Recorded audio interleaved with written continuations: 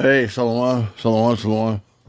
Before I get this lesson started, I want to give all praise and glory to Yahweh, Bahashim Yahshua, Bahashim Rakakadash, and double honors to the elders and the apostles, of the great millstone whom I learned from, and Shalom to the hopefully elect, taking this truth to the four corners of the earth, bidding the elect spirits of Yahshua to the marriage supper of the Lamb, who is Yahweh Shai. This is your brother Radah.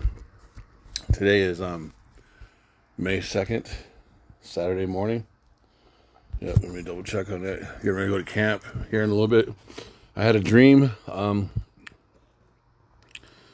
pretty weird. I was in like a, it was daytime.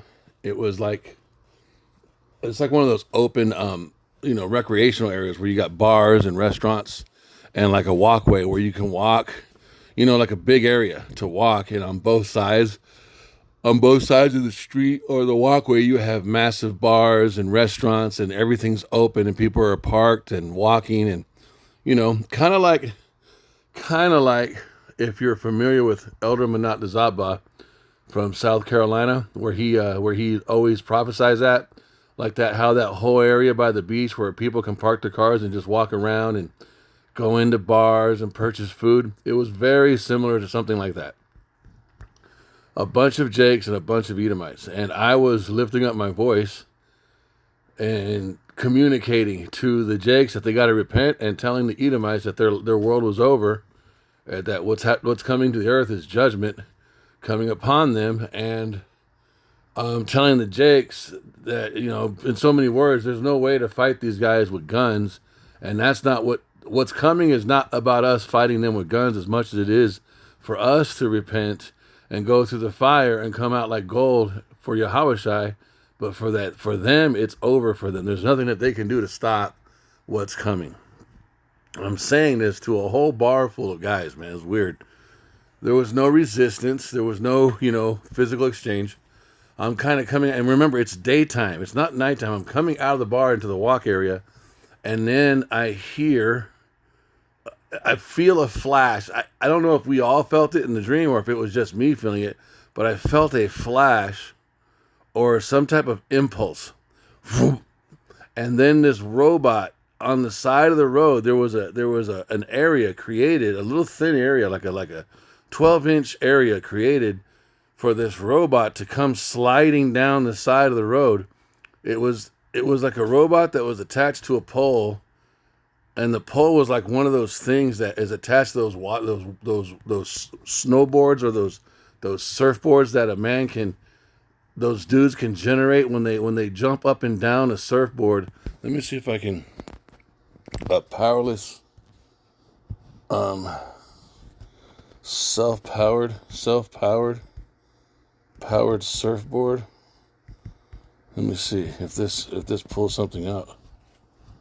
Images. Yeah, exactly. That's exactly what it was like. It was, so this robot was on top of, this robot was on top of something like that. That pole that's sticking into the ground or into the water. The robot was just like that, man, but it was a robot.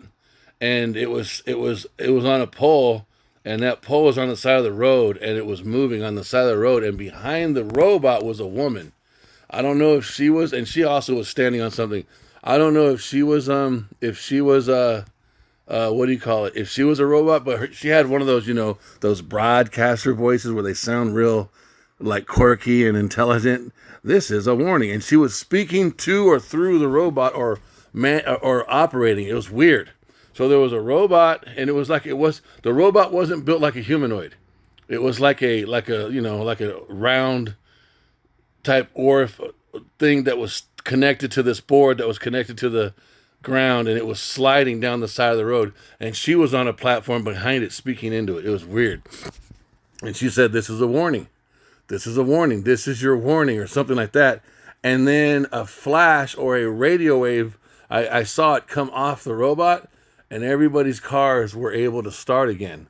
Because she did something, she did like an electrical magnetic pulse where nobody could start their cars. And everybody was grumbling, but they didn't understand what was going on. And then when she said this is a warning, and then she flashed again, and then the cars could turn on, I started to lift up my voice, and I was like saying, "It's starting, it's starting." I told you, based on what I was saying in the bar to the guys, and everybody started fucking panicking, bro. And it was like the shock. It was like, holy shit, they can turn off our vehicles, they can stop movement, and that's what's coming. I woke up. I think I shared the dream with Yashima this morning, but I haven't told anybody else. So I'm putting this on Digital Epistle. Look at all the videos of people catching a physical expression of what the prophets are saying. 2 Ezra 15 and 16. Jeremiah chapter 30 is saying, look. This is what I see. Beans. Shelf after shelf of beans and lentils. There's something going on. Walmart is a huge retail store. It has its ears to the ground. It knows what's going on. And it acts accordingly. It doesn't. I have a membership to Costco. I go once a year, maybe twice a year. I have it for because I buy.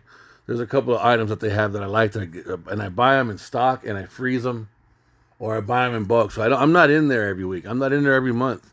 The last time I was at Costco was probably 6 months ago.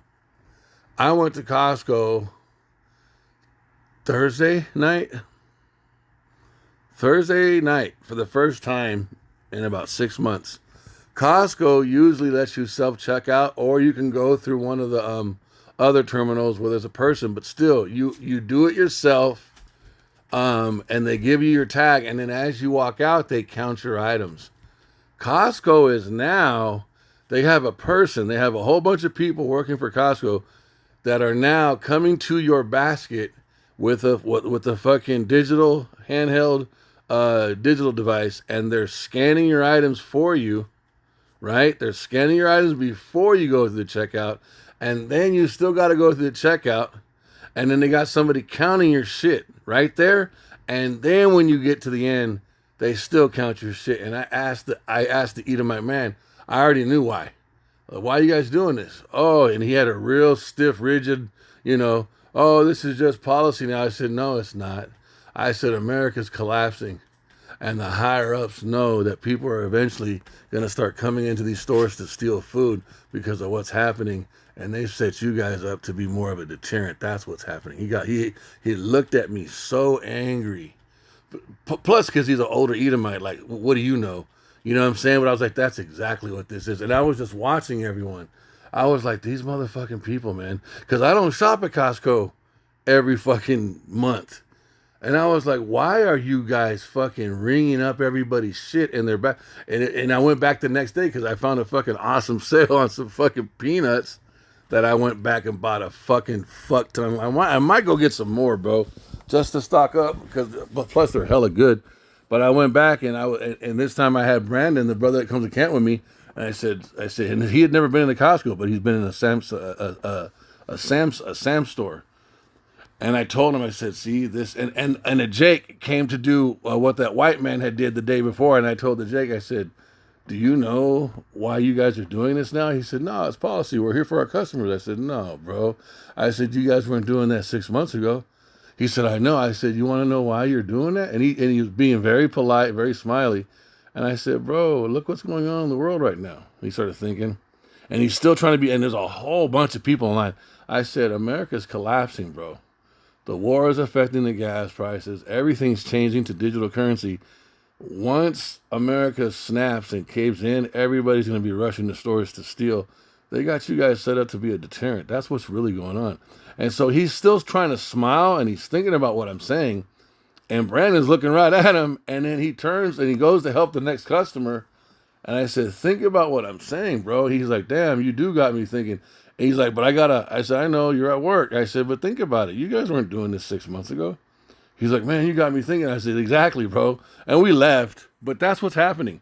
They're getting security measures, and then stuff like this. They're also trying to make a last dollar. They're trying to sell you, sell it, because this is Walmart with beans right as you come in. Since when did they ever sell beans like this? They know what the fuck, and this woman caught it. Like, what the fuck are you guys doing? Look. It's not some flippant non-business that doesn't know what the heck it's doing, it knows what it's doing. And for them to be carrying something like this, and it's all throughout their store. This is not the only place. There is rice and beans on every corner, cubby hole in this entire store. They're expecting something. They are. And I guess this is what they could get their hands on and what they think, people are going to end up eating because maybe that's all they can get. There is talk out there of serious shortages. Here we go. Another section of lard. They don't need this much lard. They don't sell this much I lard. don't know what the fuck people use lard for, but that is kind of unusual. This is expensive. Most people buy oils. But, once again, I think they know something. I think they're preparing for something. You've got rice sitting on top of boxes that is full of rice. That's right. Look at all this rice. To me, it's a clear message. This is what you're going to eat because this is what we have. And this is all we can get. And we're really... I looked at all of this. I mean, my mind is racing because I said to myself, this reminds me of a prepper. I mean, stockpiling rice and beans. Walmart has become preppers. They're stockpiling rice and beans.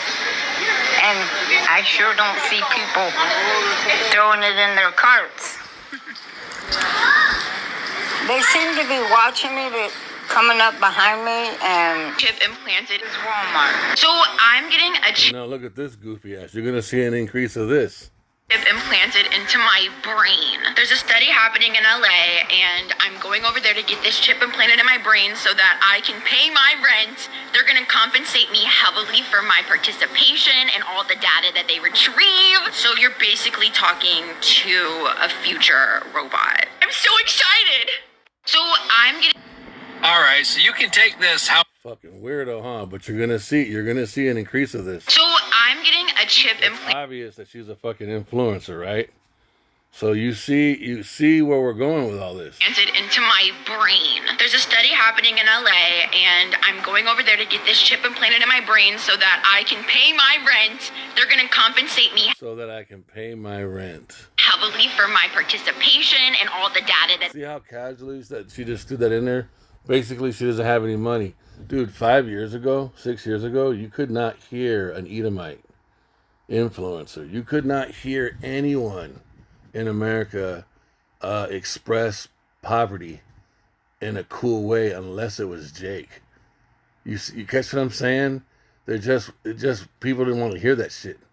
And now with all these years of the breakdown, the slow gradualism, gas prices, home prices, rent prices, everybody is speaking about poverty now. Like it's some new thing. Trip off that. they retrieve. So you're basically talking to a future robot. I'm so excited. So... All right, so you can take this however you'd like to take it, but I'm here with a warning. I spoke to multiple vendors late last night, and they informed me that people don't even realize that within 2 weeks, everything you buy is going to either double or triple. I'm talking about everything from paper products, plastic wrap, dog food, shampoo, butter, milk, virtually anything that's made with plastic or cardboard packaging, foam, basically everything. So you have 2 weeks. I'm just here to warn you that if you can, a lot of people can't, if you can afford to stock up on like canned tuna, ramen noodles, boxes of cereal. I mean, cereal right now is like $5 to $6 a box. If you can find it on sale for $4, you should buy like 10 boxes. If you can find butter that you can freeze, that'll get you through the next 2 to 3 months, I would buy that. Now, I know you can't stock up on milk, but anything you can buy right now, granola bars, cereal, cheese, God, I'm just trying to give you some ideas. Tin foil, paper cups, plastic wrap, napkins, toilet paper. I think you know where this is going. Things are going to be astronomically more expensive within 2 weeks. I would say approximately 2 weeks. And the people that, the manufacturers and the vendors, they're already preparing for this because it's happening. And I don't think there's any way to stop it. A lot of it has to do with the war and the oil. So look at this. Somewhere in the United States of America, and when I have money, the main thing I do is buy food, or buy seeds, or buy merchandise. I try to get rid of American money as soon as possible. Why? Because American money will soon be worthless. This war is costing approximately $1 billion a day. $1 billion a day. And Trump wants $200 billion for this war. So what does that mean? That means that the Federal Reserve will start to print up a bunch of money. If they print up that $200 billion, what this will mean for the money supply is this will devalue the American dollar. Because what causes inflation? The primary driver of inflation is the Federal Reserve, which is not federal, and they don't really have much in reserves. The more money they print up and release into the economy, and they call it liquidity, the less value that money has. So as soon as you have money, if you live in the United States, I would suggest you do what I do. Buy food, buy seeds, and buy merchandise. And when I say food, you want to get stuff like this. Herring fillets. Think of it as smash. Sardines, mackerel, anchovies. There's another one, and then there's herring. Salmon and herring. Get it canned. You want to buy as much honey as you can. Why? Because honey lasts a long time. Honey does not require refrigeration. See, and so the key thing with these, there's some wisdom in this. You want to get some items. I got some. I mean, I got some edible, easy to eat type stuff like canned sardines and big cans of peanuts. That's not my salvation, but I want that stuff on hand so that when shit hits the fucking fan, I have enough to fucking live off of to make my next plan on how I'm gonna navigate this. You know what I'm saying? Our whole hope, you guys, this is not about salvation. This is about navigation. It's about getting through the straight gate as pure gold, like it says in the scriptures. Yahweh Shai being our hopeful our salvation, and us being the hopeful elect. The Edomites do not understand that this is the end of their world. This is the end of their world. Now, some of them understand that it's coming to an end, but they don't understand why, and they have no capacity to repent or speak on what the prophecies say. They keep talking about oil, but they're not talking about food. The Strait of Hormuz in the Middle East is shut down because of the war in Iran. Every media outlet is talking about the impacts of that on oil, and you're going to keep hearing that today, but there's something else that is impacted. A third of the world's fertilizer travels through the Strait of Hormuz, and it's blocked right now, at the very beginning of the Northern Hemisphere's planting season. If there's no fertilizer, that means that there's a lower yield of crop at the end of the season. Less crops mean less food. Less food means higher prices. And those higher prices are not going to stop for a couple of years. We're going to see the cost of cooking oil spike, meat, also seafood, and anything that's packaged in plastic is also going to be more expensive. It's basically, honestly, the reality is America is over. We have to get to the place where we understand that it is over. The crazy thing about these Edomites is a lot of them are making some decent mathematical equations, and they're coming up with 2 + 2 is 4. But what they're not realizing is there's no turning this around. This doesn't turn around. This only continues to get worse from here on out, bro. Because plastic is made from oil. And to be clear, this is not speculation. This is actually happening right now. But they're not going to talk about it because they're more worried about oil. So please share this. No one is talking about the impact to food. Man, look at here, man. There's one truck. My truck's parked up over there. I'm in Ocala, Florida. There ain't no trucks getting diesel right now. This is $6.15 a gallon. if you pay with a card. 609 if you pay cash. But ain't nobody rolling around with 1,500, 2,000 in cash to be getting a full sleeper worth of diesel. It's just getting rough out here, man. Thank God I'm a company driver, because it's tough. I ain't never seen it this empty, man. One guy, he just pulled up. This shit's empty. 5 o'clock on a Saturday, and the diesel pumps are all empty.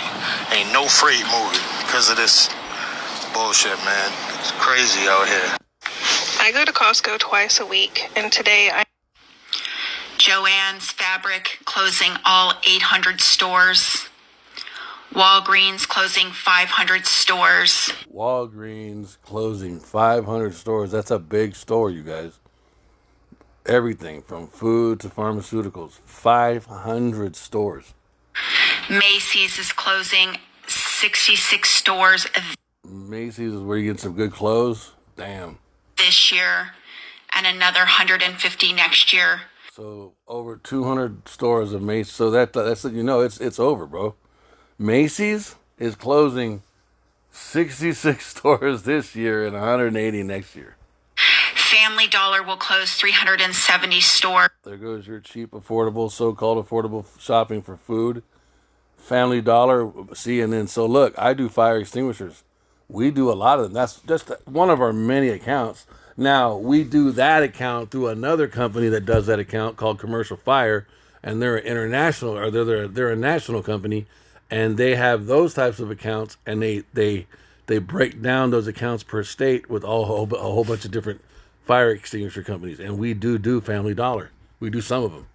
So that's see how everything's going to affect everybody. Dollar Tree shutting down 30 stores. We do Dollar Trees too. JCPenney's shutting down 7 more locations. Party City, all locations closing. Big Lots closing. Kohl's will be closing. And big man, bro.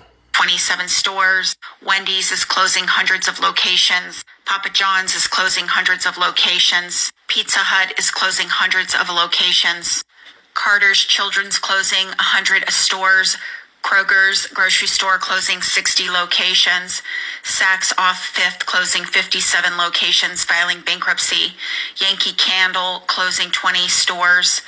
REI closing 3 locations. And these are all jobs. All these stores provide jobs for your single moms, your fucking, just everybody. Everybody can work at these jobs. All that employment is gone because these stores are closing. GameStop closing 400 locations. Francesca's closing 457 locations. American Eagle, Amazon Fresh and Amazon Go, Eddie Bauer, Foot Locker, Walgreens, and more to come. Are we great yet? See, and that's got nothing to do with it. This is prophecy. Wow. And all these videos right here are talking about all the water sources all over America are all running dry. They must be letting a lot of water out of Lake Powell right now. And what's crazy about Mystery Babylon 2, man, it's beautiful. I'm from the West Coast, and I'm familiar with these Grand Canyon mountainous type terrains. It's dry, but it's beautiful, and you can see the horizon in every direction all the time. It's got its own beauty. You come to the south, you can't see the horizon, but you get to see the wonderful, beautiful movements of the trees and the seasons because of the trees. So every portion of America, Yahweh Bahashem Yahushai, man, the Alahayim, you guys did such a wonderful job creating America, man. Apart from the sin, the landscaping, the rivers, the lakes, the mountains, the grass, the trees, you guys, the Alahayim did such a wonderful job on this portion of the world. And it's going to get all completely burned up. But they did, it needs to be destroyed, right? The sin, the bloodshed that took place here has to be, and Esau is a scoundrel. They destroy the earth, man, And Yahweh Ba'Shem Yahushua has to turn this place into a burning memorial, man, forever. But before Esau got here and ruined it, this place was beautiful, man. I mean, they really, the Most High, Yahweh Shai, and the Elohim, they don't get their due credit. You know, the architect, the plannings, the just the way they built this place, man. Even the Grand Canyon, and this looks like it was a part of that effect. The flooding that took place in the ancient world, all the way that started on the other side of the planet, it came on this side, and the flooding that carved out these mountains, because you could see where the water was flowing. When the water subsided, all this beautiful carving out took place from judgment, from the other side of the world. And then on this side of the world is where the fire is coming, and the Most High is going to melt this entire place, man. It's like even in his judgments, beautiful things take place, man. Can you guys see that? So, just wanted to say that, man. It's so dry right here. We were here last year during Easter, so around the same time. And this rock had water all around it. And there was small boats, paddle boarders, kayakers that were able to boat around the rock and everything. And now it's just all completely dried up again. I'm going to show you a clip here in a second. On today's episode of the Pivot Podcast with Scott Galloway and Kara Swisher, Scott Galloway gives his prediction of what the global financial economic chain reaction is going to be from the war that we started with Iran, and the fact that the Strait of Hormuz is closed and everything else that goes along with that.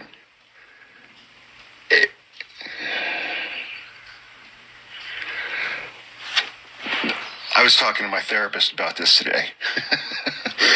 I'm scared to death about what comes next, where this goes globally. It is going to wreak complete economic havoc and destruction across the United States. People. It's going to be, so listen, they're getting the carnal mathematical type equations. That's the best way I can describe it. They're doing 2 + 2 = 4, right? They're at least getting that part, but they're not understanding why. And this is the why. These are the whys.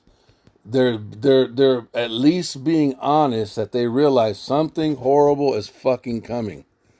This is, I don't need to pull that out. I can go here. Jeremiah 30. Look, this is what's coming. And Joel is also a judgment. But let's get Jeremiah 30. This is what's happening. Jeremiah 30, deliverance from captivity promise.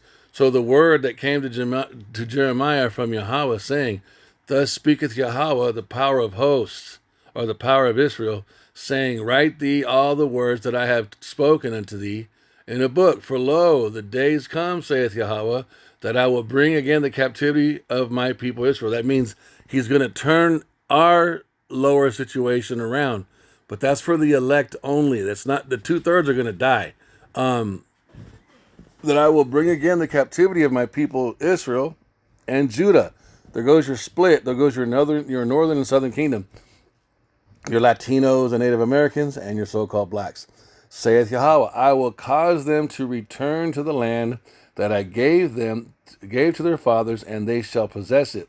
And these are the words that Yahweh spake concerning Israel and concerning Judah. So again, in prophecy, when the Most High is taking us back to Israel, he's mentioning the judgment that he put on us to split us in two, which is the northern kingdom being split from the southern kingdom, the two witnesses. And in 1948, when the fake Jews went back, that was not mentioned. They were just called Jewish, right? That's how you can tell it's all counterfeit.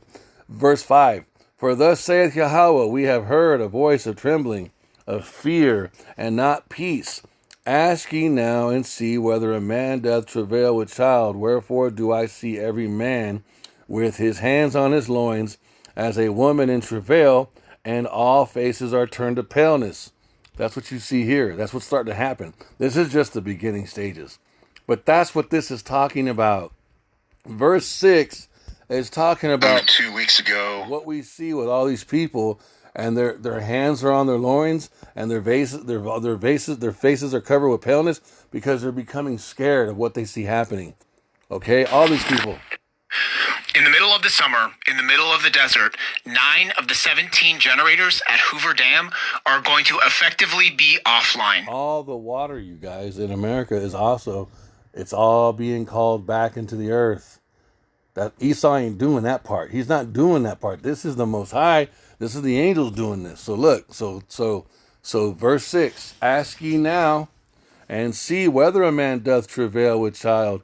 Wherefore do I see every man with his hands on his loins, as a woman in travail, and all faces are turned into paleness. Verse 7, at last, for that day is great, so that none is like it. You need to chew on this verse, you guys. This is what's coming. At last, for that day is great, so that none is like it. It is even the time of Jacob's trouble, but he shall be saved out of it. For it shall come to pass in that day, saith Yahweh of hosts, that I will break his yoke from off thy neck. What's this talking about? This is talking about the rulership of Esau on the elect of the Israelites. The system of America is coming down. The new world order is going to attempt to take off, and it's going to be destroyed. And the Most High is going to take us from being slaves and make them our slaves. Everything's going to be doing a reverse. That's Lamentations chapter 4, verses 21 and 22, Isaiah 64, 1 through 5. All of these precepts go along with all this, okay? And I will burst thy bonds, and strangers shall no more serve themselves of him, but they shall serve Yahweh their power, and David their king, whom I will raise up unto them. Again, let's get Joel. Let's go into some Joel. Look at this. Let me see. Hold up. I want to find. So this is Joel 20. This is beginning to happen, right? This is what's happening over there in Arabia. Okay. Let me see. But I will remove. Yeah, the Lord will answer, and people, and I will be. It's okay. So look, verse 20, Joel 2 and 20. But I will remove far off from you the northern army, and will bring him into a land barren and desolate. That's what's happening right now in the Middle East. The northern army is talking about the military forces of America, Mystery Babylon. All the men are going to be supplicated. They're going to be invested over in that area, because that eventually is going to be the area of Armageddon. Okay?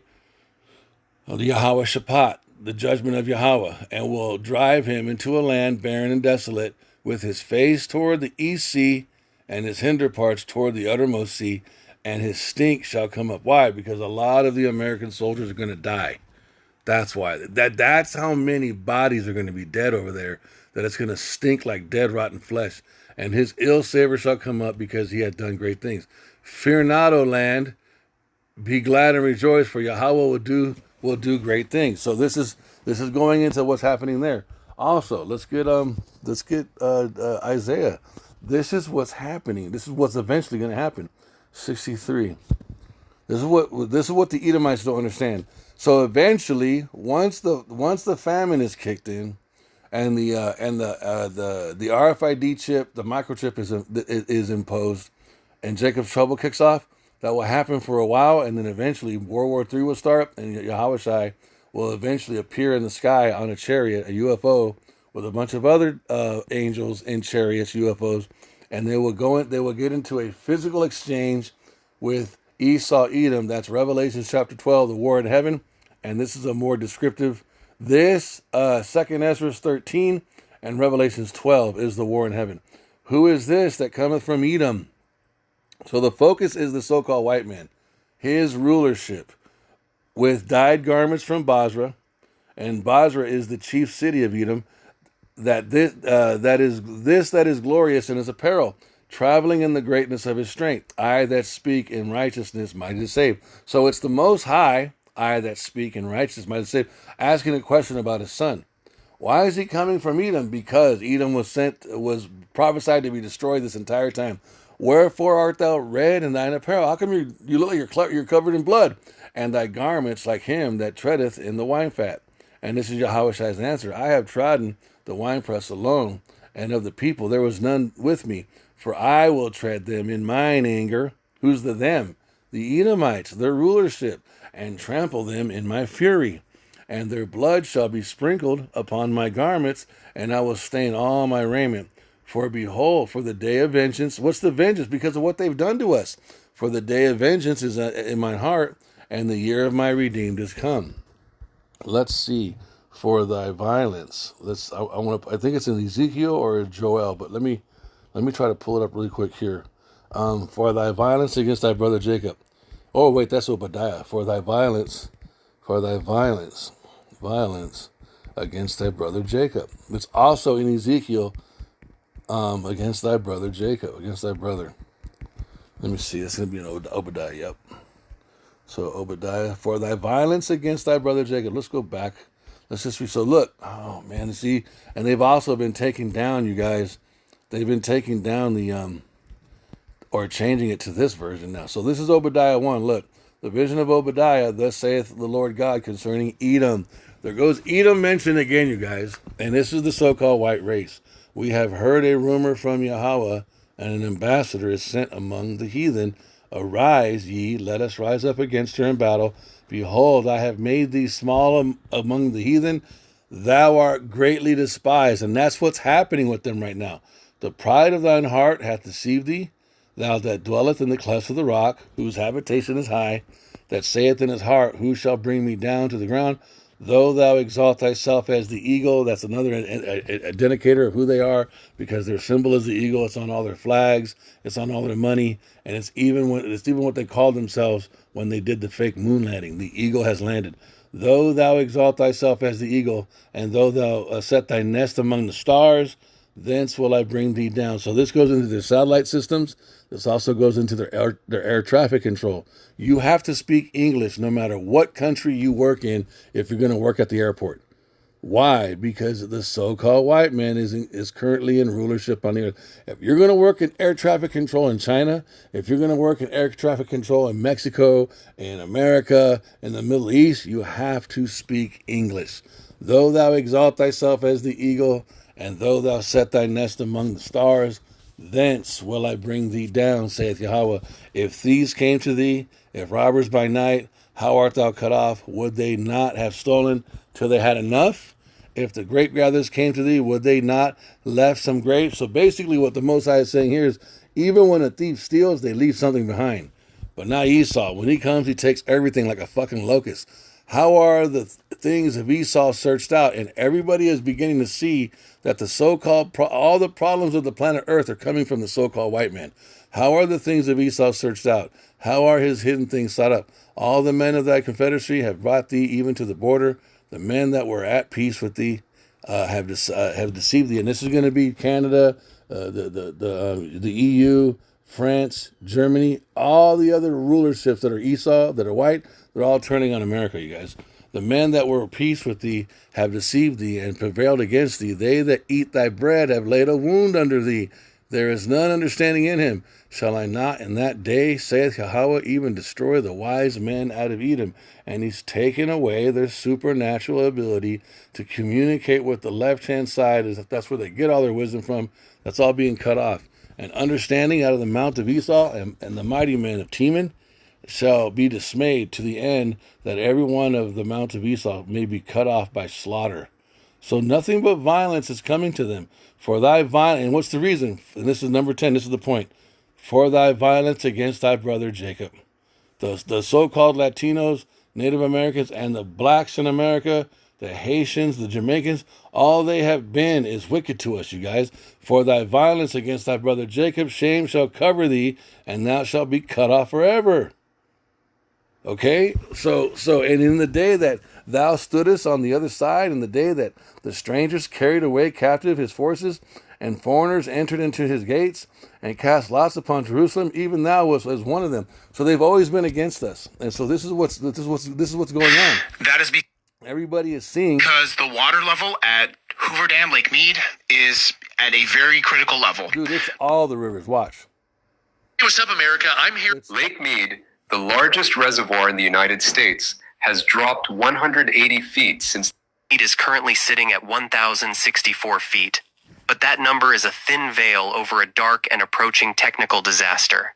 To understand why every hydrologist in the American Southwest is losing sleep, you must understand a terrifying physical limit known as the state of a dead pool.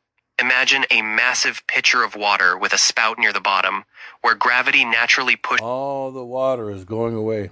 Lake Michigan is losing 3 feet in 90 days. And underneath Chicago's pipes, there's something far worse than just... This in Lake Michigan is like the second biggest natural waterway in the earth. And it makes sense. If America is going to be exploded, if America is going to be hit by nuclear weapons, there's no need for Lake Michigan anymore, right?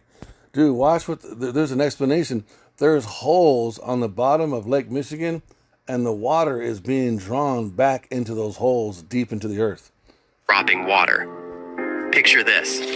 Right now, somewhere beneath the streets of America's third largest city, an invisible catastrophe is unfolding. Not a flood, not a fire, but a geological wound that's been opening for millions of years. And it's swallowing water from the very source that keeps 8 million people alive. What would happen if one morning you turned on your tap and nothing came out? Not because of a broken pipe, not because of a maintenance error, but because the ground itself decided to take the water back. That's not some distant dystopia anymore. That's the present-day reality threatening Lake Michigan, the second largest freshwater lake by surface area in the entire world. Here's what's really happening right now in 2026. Lake Michigan has dropped 11 to 12 inches below its long-term average heading into early spring. And the decline is accelerating in ways that alarm hydrologists and water managers across the region. We're talking about a lake that contains 960 trillion gallons of fresh water, nearly 20% of the world's entire surface freshwater supply, and it's vanishing faster than anyone predicted just 3 years ago. But this isn't just about dry weather or season. See, the water, the food, everything is going away. Picture this. You're standing on the banks of America's most critical river, a lifeline that sustains 40 million people across the entire Southwest. But here's the contradiction. The Colorado River doesn't actually reach the ocean anymore. So the Colorado River, Lake Mead, Lake Michigan, all the fountains are drying up, man. So there's just too much information. I don't want to make this lesson this long, but it's just fucking. And then look at this. This is an Edomite. Look how fine this bitch is. She's giving a testimony of just some random Satanism, right? This is who these people are. Look. For the different holidays, it requires killing people in different ways. So the bitch looks good, right? Look how stern she is in her looking. She was born into this shit, right? And now she's like supposedly out of it. She could just be a revelation of the method. But this is a fine-looking Edomite girl. But look at her eyes. And look how like tough. She's describing human sacrificing and raping like it's tying your shoes. And different ages. So some of the rituals require aborted fetuses. Some of them require tiny babies. Others require like a woman who's in the prime of her reproductive cycle. Things like that. And if they take a woman who's in the prime of her reproductive cycle, the way that you kill them is by slicing them across the throat. So we were in the island. Like it's nothing. You got to see this. That fucking bitch looks good. I think she looks good. But she's completely just stone cold inside. And this is the race of people that the Most High is coming to judge, because this is really who they are at heart. This is what these fucking people are, man. A wilderness right outside of this. I guess if you go from Preston, Idaho, and you drive up this side canyon, you're in this huge aspen grove. And so we were up there probably 5 minutes walk from one of the main roads that was winding through that particular area. And we were all brought to this place where people were wearing these gold masks with like purple robes, and then some people were wearing black masks, black robes with white masks. So they're all standing in this grove, a lot more than just the coven that I had been introduced to. It was probably 3 or 4 covens. So I would say in total probably 40-something people were at this particular gathering. See, these are the only people you hear come. These are the only people that tell you stories like this. You don't hear stories like this coming out from other races of people, bro. You don't. So we're standing there. They're doing like a chanting. So they're around in a circle and they're reading, I guess from Old Testament. I had no idea what language it was. Most of them didn't explain these types of things to me when I was a kid. I just was watching it. So I'm standing there, and through the woods come these two men, and they had like a pole, kind of like you'd use for a teepee pole. And there was a little girl, I'm guessing again, she was probably 5. She was super tiny. She was Mexican. And so she was an Issacharite. They had an Issacharite tied up. Orient, I can tell, because she had the dark skin and everything. So they had taken her, and she was tied up, so they had put this teepee pole thing there, and then they tied her hands and her legs up to it, so it was like her face was facing down, right? And these two men were carrying her in towards this enormous fire that they had made. And to make a fire hot enough to burn a human body is like, you have to make it really, really hot. So they had... Look how fine she looks, and look how she's just telling this morbid fucking story. This is something they do on an ongoing basis, and she's telling it like she's talking about a Sunday afternoon at a picnic. Be burning it probably since the morning, way before I ever got there. But they ended up doing a ritual with her, and then they just picked her up and put her right down over the top of the fire. No, it is one of the most horrific things you'll ever watch. Not because... Look at her face. Look how you can tell she's thinking, she's staring into her own memory. Look at the way she's staring. She's not looking at a person. The person she's talking to is to the side where her fist is. She's looking as she's reminiscing when she watched this little girl get burned alive. And look how emotionless she is. At the same time, look how fucking good she looks. But look at this bitch, bro. It's like, they actually die pretty quickly that way, because the second that they get over that immense amount of heat, they take their first in-breath and they're gone. She's describing it like she's at a science study. Like, subject was 2 feet tall. Subject had 2% body fat. The fire was precisely 2,000 degrees Fahrenheit. 2,000 degrees Fahrenheit with the moisture level of this plus the skin tightness of that. That's how she's fucking describing a human sacrifice. It basically sears your lungs to the point of no return. But the most horrific thing is just watching, like I remember when they put her in, her hair was dissolved instantaneously. It's like when you put hair in fire, it just disappears. So not only that, what most people have never thought about and don't see is that the skin just like liquefies and it starts to fall off of the body in sheets. So I was watching it fall into the fire like that, and then pretty soon we were left with basically only bones and like sinews and stuff like that. Look at no emotion, and then look at the comments. Not one racist. Look, I said this is the race of people that told the world that black men are super predators. So look at the hypocrisy of all these other Edomites, and this is all they have to say though. There's no hatred. There's no she should be cut in pieces, right? They're shocked, but that's it. You see when these fucking people look, oh my God, I didn't know she witnessed. She was a part of it, you dumb bitch. This is, I guess that's her name, Teal Swan. But look at this is the spell. This is the what do you call it? The mark of Cain. The mark of Cain is a supernatural mark on Cain and his descendants, which come back as Esau, that protects them from all the wickedness they do until the day of judgment, because the wicked have been reserved for the day of judgment. But look at this, man. There's nobody talking shit about what she just explained. This is the people.